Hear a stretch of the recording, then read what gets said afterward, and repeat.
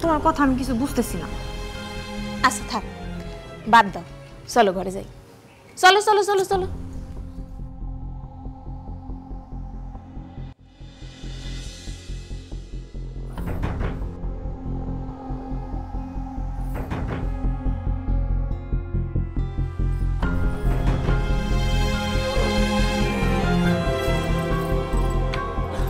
বোন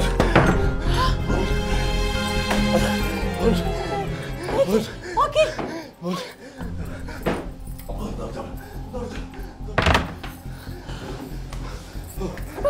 ভাই, ভাই তোমারে খুব মারিছে, তোমারে খুব মেরেছে ভাই।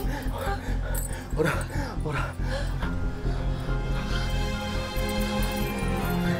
আমাকে মেরে ফেলবে বোন, ওরা আমাকে মেরে ফেলবে। না না না ওরা আমাকে মেরে ফেলবে বোন।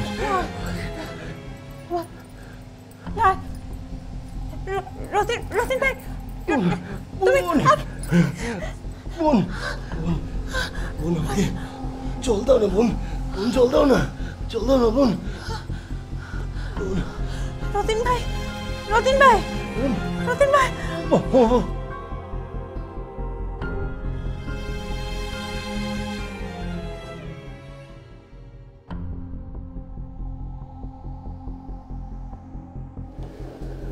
এই যে লক্ষণদা, তুমি কই ছিলে কত? সে কত সময় ধরে তোমার আমি খুঁজতেছি। কেন, কিসের জন্য? তোমার একটু গঞ্জা যাইতে হইব, কত আমার কিছু জিনিস আনার লাগবো তার জন্য। আমি যেতে পারবো না, আমার অনেক কাজ আছে। তুমি বরং অন্য কাউকে পাঠাও। কত মতো তোমার কথাই কইলো। কর্তামার কাজ আমি আর করতে পারবো না, আমার নিষেধ আছে। কে গোদা, কে তোমারে নিষেধ করলো কত আমার কাজ করতে? গিন্নিমা। বড় বৌদি? কত আমার কাজ করতে নিষেধ করলো গিন্নিমা? বড় বৌদি কেন নিষেধ করবে?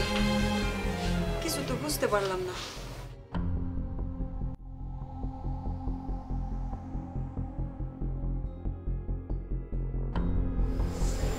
দাদা, মেরো, তুমি কি কিছু বলতে চাও?